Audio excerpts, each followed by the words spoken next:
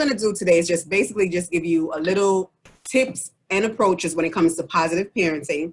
And as I mentioned, most of what I'm going to say is something that you've heard before, something you've done before, but we're going to deal with applying the techniques, okay? Normally when I do this training, I'm in a room, I have people in front of me, it's more interactive. I wish I could see some of y'all faces to know what direction to go in, but that's cool if your cameras are off. But, you know, I would love for some, you know, if you have any questions, you can either hold them to the end of the training or you can ask them in between, and I'll go ahead and answer that question for you. So we're going to go ahead and get into the training. And as I mentioned, let me go ahead and share my screen so we can start. And if you have any questions, let me know. If I'm going too fast, let me know. If I'm going too slow, let me know. So as Simone mentioned, this is positive parenting approaches. They have a lot of positive parenting type of trainings out there. And it's how you incorporate it. You tailor it to your audience. You tailor it to how you want, whatever's easiest. And since this is an hour, I tailored it to an hour where I can give you as much information possible within that hour.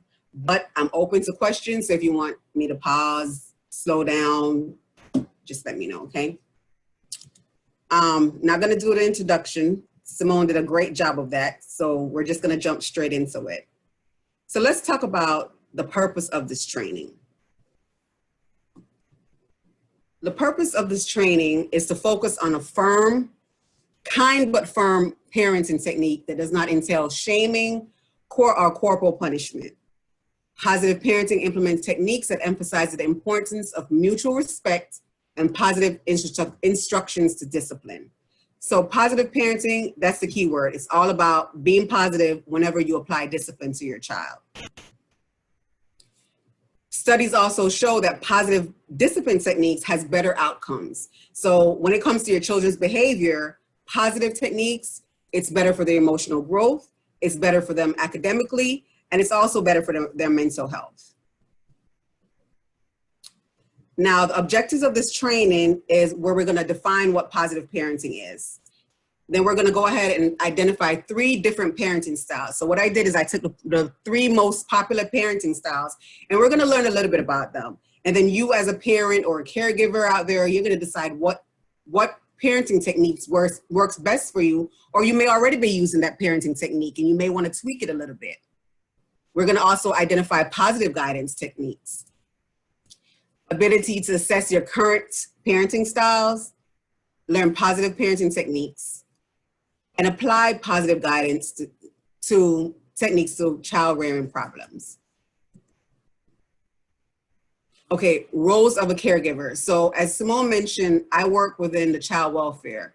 And when I think of parents, I think of a parent could be an aunt, an uncle, a neighbor, you know, a foster parent, anyone that is providing guidance to that child. So I'll probably use the terms interchangeably, where I'll say caregivers or I'll say parents. But whether you're a caregiver, where you're a grandmother taking care of your grandkids, you know, your second parent, a parent again the second time around, or if you are a foster parent or an aunt who's been a parent to your nieces and nephews, it's all about what techniques you apply to those children. So the roles of the caregiver, as you know, as a parent, what are your roles? What do you think your roles are? They are to provide a positive environment for your child so they can develop and grow. And that includes giving your child physical support. It includes giving your child emotional support. You also want to give your child some psychological support. You want your child to feel safe and protected. Safety and stability. Now, at this part of the training, before I go any further, I want you to sit and think about your parenting styles, how you were parented. So when you were misbehaved as a child, what were your consequences? And then I also want you to think about it culturally, because we have different people, I'm sure, on this training that have different backgrounds, different cultures. You were raised differently. Culturally specific practices, because there's some practices that are specific to your culture. And one of them that I can tell you that I dislike very much is the one where it says children must be seen and not heard. Has anybody ever heard that one? Has anybody ever used that one? Show of hands. Don't be shy. We know we've heard it. You know, sit down, be seen and not heard. Then you have, but when we do this, we're essentially teaching our kids how to not communicate, right? We're instilling fear in our children when we tell them to be quiet. Sit over there, don't talk, right? So sit and think, give me about 3 minutes and just think about how you were raised. Reflect on that.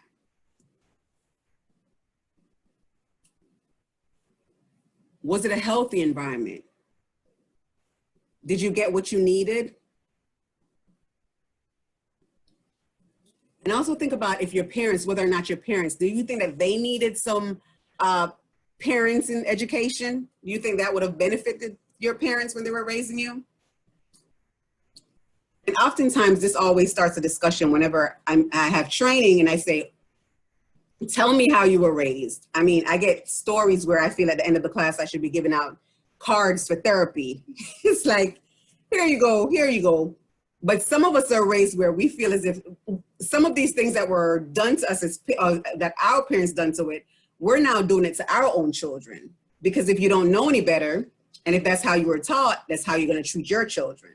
And then you also have to understand that that's how your parents were taught. So no one taught them any better. So it's how they learn, they apply that same technique to you. So sometimes before you discipline your child or before you say something to your child, you have to step back as a parent and think to yourself, man, when I was younger and that was said to me, how did that make me feel? You know, we always want to try to be better than our parents were. I don't know about you, well, that's my goal. My aim is to be a better parent than what my parents were, right? So that's where positive parenting comes in, where it's teaching you how to positively parent. So I don't know if anybody else is brave enough, besides the one where children are to be seen and not heard.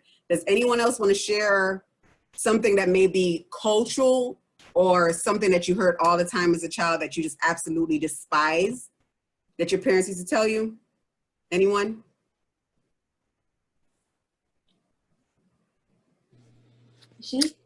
I brought you here and I will take you out.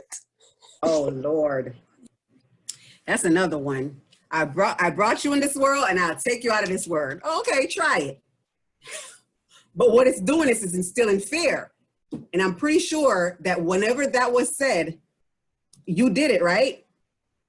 Whatever that was said, when they say, I brought you in this world, I'll take you out, whatever they wanted you to do, you did it. Not because that parenting technique was great, but that was because, okay, listen, I don't want this lady killing me. Or I don't want this man, you know, knocking me out. Because essentially that's what you're hearing. That I brought you in here, so I'm gonna take you out. When somebody said they're gonna take you out, that's, to me, that's a threat. So we're threatening our children. Okay, if nobody else, let's move on a little bit. Let's move on. So the different parent styles, I want to talk about also what's punishment and what's discipline. Because a lot of us do not know the difference between discipline and punishment.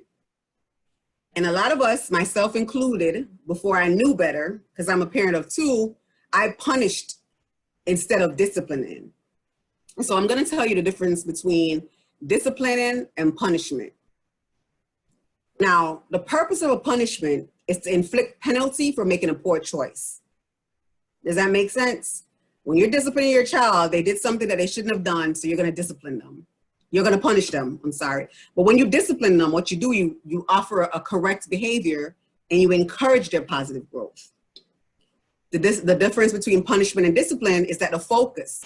When we're punishing our child, we're focusing on the misbehavior and the poor choices. Didn't I tell you to go to bed and not get up again? Right? That's what we're telling them. That's what we're focusing on. Instead of correcting them for future behavior, instead of helping them learn by teaching them how to make better choices. Because we have to teach our children that every action is a consequence. Instead of just telling them, listen, go to bed, I told you not to come outside, and then you punish. Oftentimes also when we punish as parents, we're hostile and we're frustrated.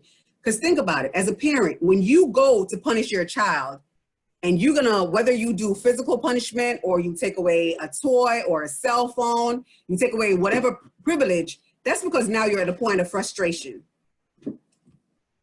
Anybody beg to differ? And that's because you're now frustrated. You've said so many times what you did not want them to do.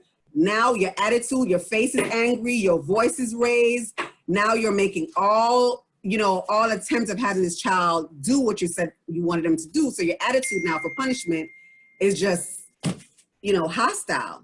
But when you discipline your child, your attitude is going to be love and compassion and empathy.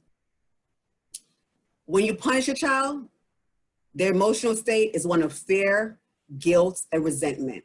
Now, I want you to honestly think about when you got whoopings as a child, because I'm going to assume that most of us in this room on the Zoom got whoopings, right? We're from the old schools where we got our butt whooped.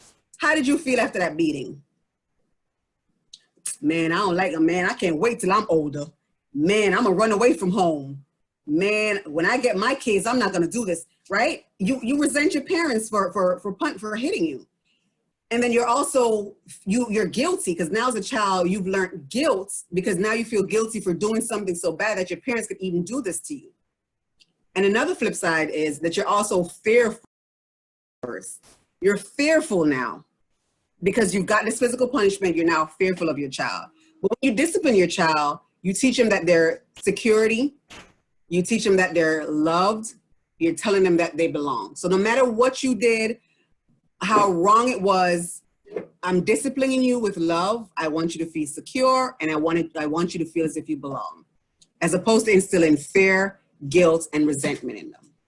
So the outcome is, when you punish your child, and the fear and the guilt and the hostility and the frustration, is that child is going to think that they're bad, because you didn't punish the behavior, you punished the child, right? So this child is going to be bad, and then in some cases this becomes a self-fulfilling prophecy, and the behavior is going to continue. I don't know if you have a child or you're parenting a child where no matter what you do or how you tell this child, they keep on doing the same thing over and over. Guess why? I'm gonna do it because all I'm gonna do is get my privileges taken away anyways. I'm gonna do it because all I'm gonna do is get a butt whooping. I'm gonna do it. She expects me to do it anyways. So that's what punishment does. But when you discipline and you reassure them that they're lovable, even when they make poor decisions, they're going to think about it the next time, because you've explained to them the reason for the punishment, how their behavior, what the cause was, what the consequence was. And you did it with love and support and being empathetic instead of just being frustrated and angry and having this child feel guilty and resent towards you. And there's one of the things that I always think about, as I said, when you were younger as a child, when you got that butt whooping, or when your parents punished you, sometimes you got punished and you don't even know why you got punished. You're like, what did I do? Or you did something so that you think is so small, like a little small in your mind as a kid, was like, okay, that wasn't that bad, Mom, but you got punishment for it. But it's because of all the frustration that was built up from the last 10 times when you did something. Because it wasn't addressed at that time, it's being addressed now. So the parent then just throws everything all in that one whooping. I'm admitting people in since I'm the host, Simone. So yeah, so that's the difference between discipline and punishment. So sometimes you wonder, when people say I discipline my child or I punish my child, those are the differences. One is done with love, kindness, support, empathy, and one is just done with just anger and frustration. Okay. And when you punish a child, you have to think about it. You're just making them suffer for their mistake. So now again, when we first began, we thought about how you were disciplined. And I told you to think about how you were disciplined as a child, how you felt when you were disciplined. Now I wanted you to do, as a parent, I want you to do your own self-assessment. So I want you to take a few minutes and think how you're doing as a parent. And there's no wrong way, there's no right way. As Simone said in the beginning, no one taught us how to be parents. No one taught us to be parents. There was no training class for this. We didn't know what kind of temperament our child was going to have. But as a parent now, how do you think you're doing when you think about it? And I want you to think about it honestly. You don't have to talk it out. You don't have to say it to anyone, but think about it honestly. Like when you think, you know, especially now when you're thinking about the punishment and you're thinking about the discipline, like, how am I doing? And one of the most important things that we as parents neglect to do is to model proper behaviors for a child. If you have a child that's old enough, they'll say, but mommy, you do it. You know, if the child is bold enough. It depends on what kind of parenting you do. If the child is bold enough, they'll be like, but mommy, you did it. You know, or if it's a toddler, the toddler will tell you straight up, but mom, I saw you do it. Why can't I do it? So you have to model proper behaviors for your child. When you're doing your parenting techniques, do you use empathy and do you use logic? And when I say empathy and logic, I mean empathy heals, right? Empathy heals and logic guides. So when you're doing your parenting technique with your child, are you being empathetic to the situation or whatever discipline, whatever bad behavior it was that a child did? Are you being empathetic? Are you having that conversation? Because what we were learned or what we were taught is that you just rush to judgment and you just rush to punishment. But are you having that conversation with your child? Because you have to remember, we are the first parent, we are the first teachers for our children. Before they go off to school, before they meet society, we are the first teachers. So the way how you approach your child when they do something wrong is the same grace they're gonna give other people, and it's the same grace they're gonna give to themselves.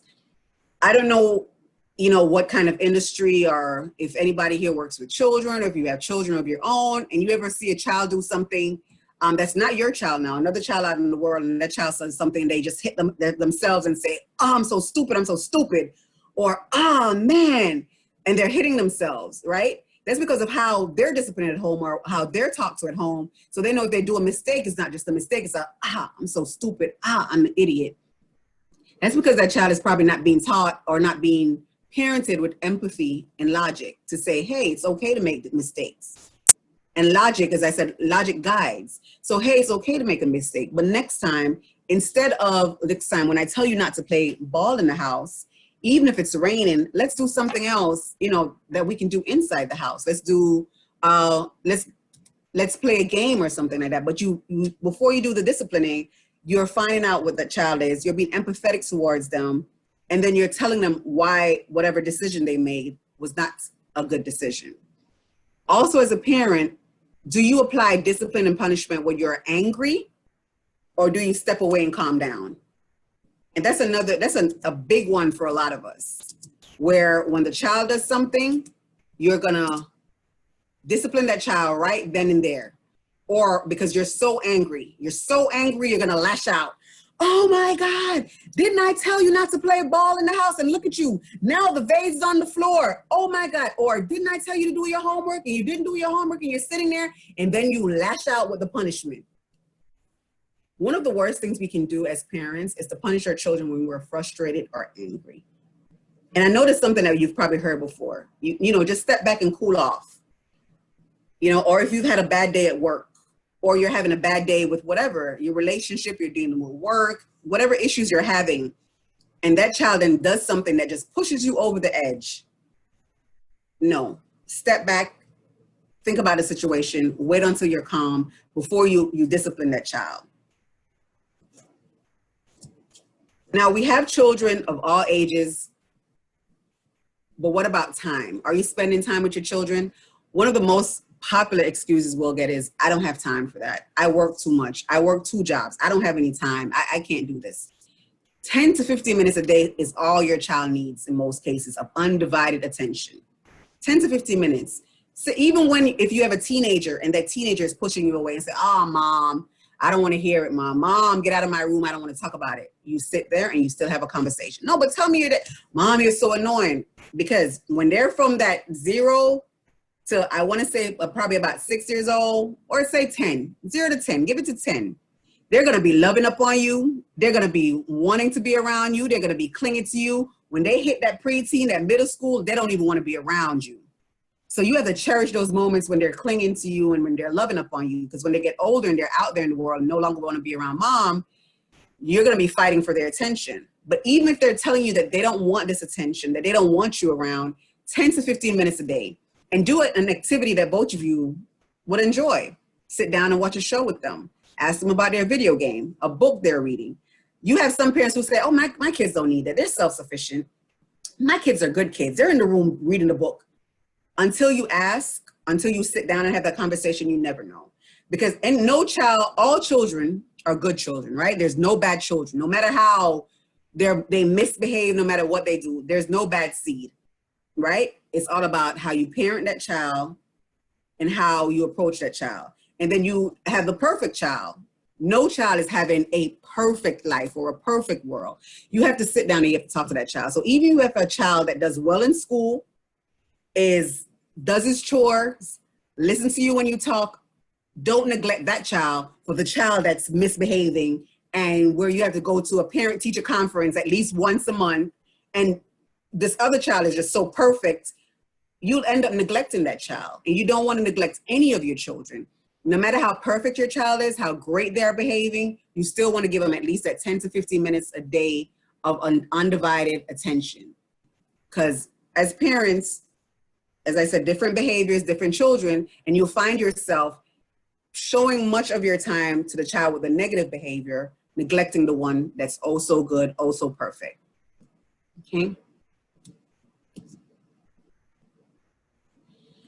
Now, what is positive parenting? Yes, we're not there yet. We're getting there. So what is positive parenting? There are 5 principles of positive parenting, and I think that it's crucial to its success. And those principles are no physical punishment. None. I don't care what you say. I don't care how you feel. You don't have to use physical punishment to discipline a child. You don't. I mean, as an adult, think about it as an adult. When you mess up as an adult, do you want somebody whooping on you? Do you want somebody, punching on you? Do you want somebody beating on you because you have made a mistake? No. And it's the same thing for children. You don't know physical punishment. You can parent without physically punishing your child. And as we go on further, I'm going to tell you how. Also, empathy again. Empathy and respect when you're parenting. Being sensitive to your child's needs. Holding to children to standards that are realistic. Some of us have our children up on pedestals that they really can't reach. I don't care how gifted you think Tommy is. You know what I mean? Some things that you put in Tommy's ways are just unrealistic. So you have to think about it and be realistic to your child's need and holding them to realistic standards. Strengthen relationships between caregivers and children, positive interactions. It's all about positive interactions and strengthening that relationship between you and your child. Okay, so we're going to talk about parenting styles. So again, I want to say that no parenting styles is one size fit all. They're not. So because my child may learn and do well from me being a permissive parent, doesn't mean that that's going to work for your child. Your child might need someone who is stern and firm. And as I mentioned in the beginning, you might have 2 children and your parenting styles are going to be different for both children. It depends on the child, the temperament, and how that child learns also. So, and they have many other parenting styles. Now they have this other parenting style that's called free range parenting. I didn't even think about talking about that one because that one is just, yeah. But in the issues of time, I'm focusing on 3 parenting styles. And these parenting styles are considered the most popular, and it may be familiar to a lot of you out there. So the first parenting style we're going to talk about is permissive parenting. We're going to talk about authoritarian parenting and authoritative parenting. And then, if you're making notes, you can pick what parenting style may work for you, or you can incorporate all 3. Who knows? It depends on what works for you, what works for your child. So don't say, oh, Tamaru told me that I should do permissive parenting with my child. No, I'm not. Tamaru said my child should be authoritarian when I'm parenting. No, I'm not. You know your child best. It's whatever parenting style works for you. And you can pick from each of them, put it together, and then you can make up the Simone parenting style because you know it works for you, works for your lifestyle, works for your household. But as long as it incorporates love, empathy, being sensitive, communication, it'll work. So the first parenting style that we're going to talk about is permissive parenting. So A permissive parent is basically one who is, they let their child do what they want. Just like it says, permissive. So whatever Johnny wants to do, Johnny does. Show of hands, how many parents are here would consider themselves permissive? I bet you no one puts their hands up. So if you're a parent, I mean, be honest. I mean, there's no wrong or right answer. If you think you're a permissive parent, you can put your hand up. Or do you know someone who practices permissive parenting? You might know someone that, practice parenting, permissive parenting. Okay, since you won't say that you're a permissive parent and you won't admit to knowing someone who's permissive parent, think about sitting in the restaurant and you just see little Johnny just running all over the restaurant and you sit there and all mommy says, Johnny, stop. Johnny, let him go. And Johnny is just going. Or, you know what I mean? Those are the permissive parents who don't sit. That can be an example of a permissive parent. When you're in the restaurant or you're out somewhere and you just see that child running all about it, you're like, okay, where's this child's parent? Then you also have permissive parents. What they also do, permissive parents they offer limited guidance or direction. So this type of parent too, they're more like a friend. And permissive parenting normally occurs when your child is a teenager. Not cool. I mean, if it works for you, it works for you. But I'm saying, you're more like a friend. You offer limited guidance. You offer limited direction. Because, you want your child to be free and learn on their own. If it works for you, it works for you. They also have limited or no rules. And they mostly let their children figure out the problems on their own. Figure out the problem, you'll do it.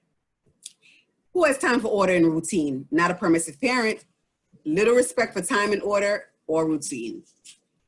If you're a permissive parent, you also have few demands for your children. You probably say, as long as you wake up, brush your teeth, and go to school, I'm good. Good grades? If you do it, you do it. We'll work with you. You know what I mean? So permissive parents, they try to be their children's friend instead of putting on rules and demands.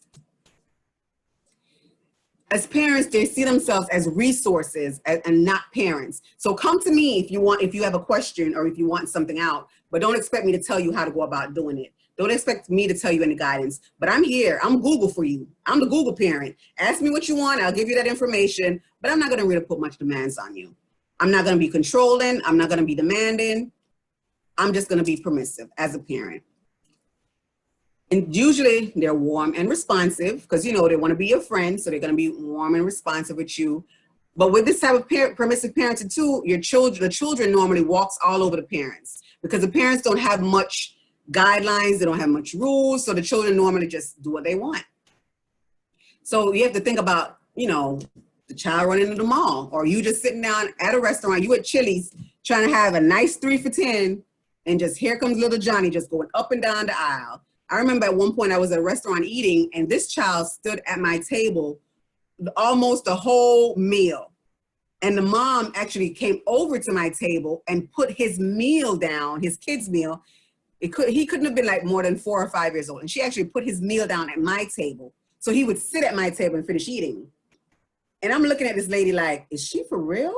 And it's a child, I'm not gonna put that child away, but I'm looking like, and when I was ready to leave, I'm like, okay, you're gonna go over to your mom. And she's like, come on, tell the nice lady bye. I mean, mentally, I was punching her in the throat because I'm like, ma'am, you don't know who I am and you have this child sitting with me. And then for a moment there, I thought she was gonna let the child go home with me because she was carrying on her conversation and little Johnny was just sitting at my table just eating. That's a permissive parent. I mean, I don't know about you, but I wouldn't just let my child just go and sit at a stranger's table.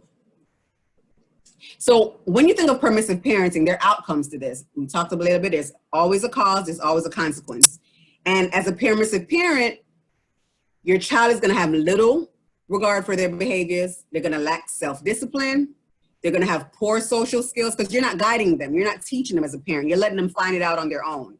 They're gonna be insecure due to lack of boundaries. So you never gave them boundaries. You never showed them what to do. So they're insecure when they wanna go out and do certain things. They're gonna be disobedient. They're gonna be rebellious. They're also gonna be self-centered and impulsive because it's always been about them and doing what they want. And because no one was there to rein or pull them in, they're gonna jump whenever they wanna jump. No guidance was given. Little or no attempt at disciplining this child was given. their boundaries are inconsistent, and often this type of parenting style are less matured when compared to other parenting styles. So permissive parenting too, you also find, and not all, don't get me wrong, if there are any younger parents in here, but not all younger parents, but usually permissive parenting comes from like the younger parents, where they're still learning and growing themselves, so they don't want to put much boundaries on their child. Okay, and it's okay if you want to be a permissive parent. It's okay to support your child's autonomy, but children, regardless of what you think, children needs guidance, right? Children can thrive when their parents are permissive. They can thrive. However, parents, as a parent, you have to be focused on shaping the good behavior, and you do this through communication and through positive emotions. So if you want to be a permissive parent, that's cool, but you have to know that children needs guidance, right? So if you're not the type that's want to be over your child and telling your child what to do and building boundaries, you still have to guide them. You still have to communicate with them. You still want them to thrive and be successful adults.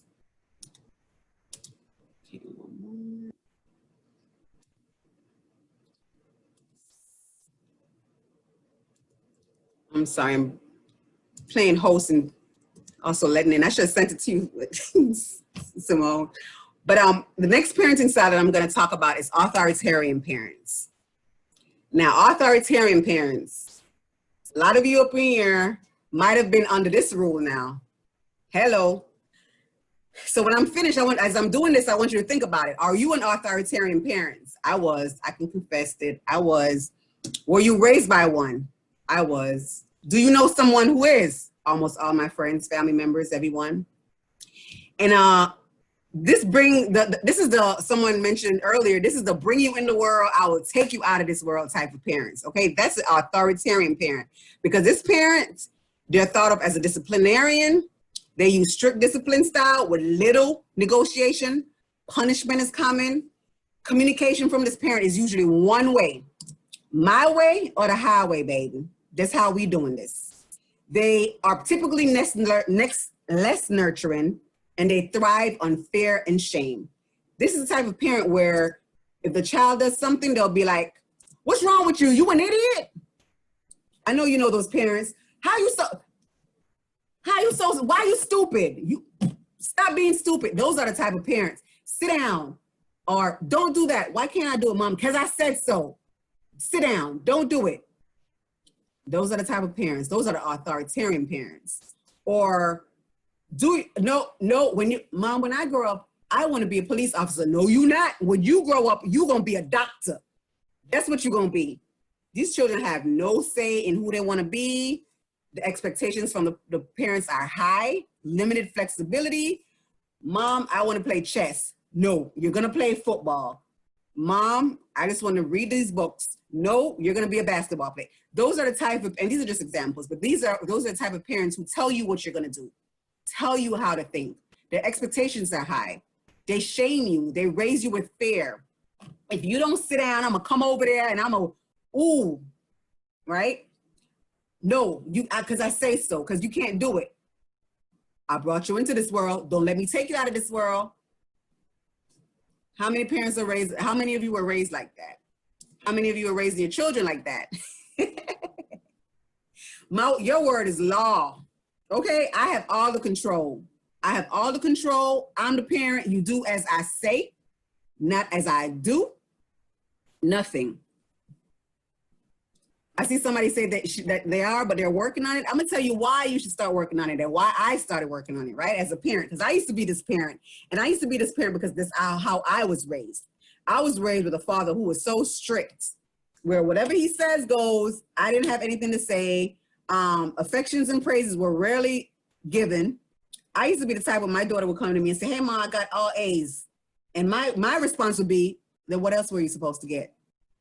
Instead of praising and be like, oh, good job. No, it's like, I didn't expect anything less, but you have to think about it as a parent, what you're doing to your child when you do this, right?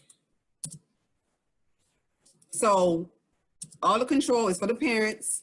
They value unquestioned obedience. Don't question me. What I tell you to do, you do. Don't ask me why. Don't ask me when. Don't ask me how. If I tell you to do it, do it. No explanation given. Mom, where we're going? You the one driving? Just get in the car. When we get there, you find out. Okay.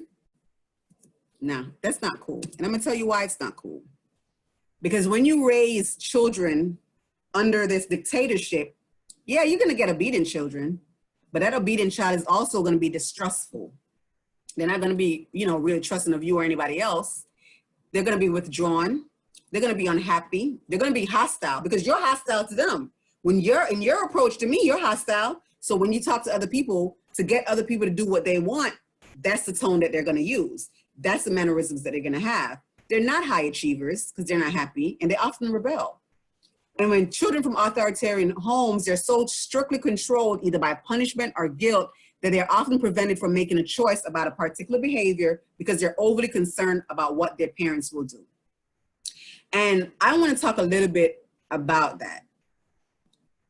As adults now, I can tell you if you were raised, and if I'm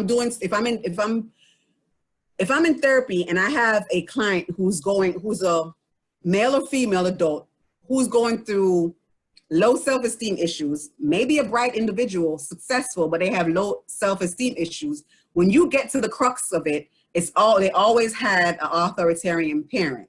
Why? Because they were not taught to think for themselves. So no matter what they do in life, they always second guess it. And not only do they second guess it, they wonder if they're good enough.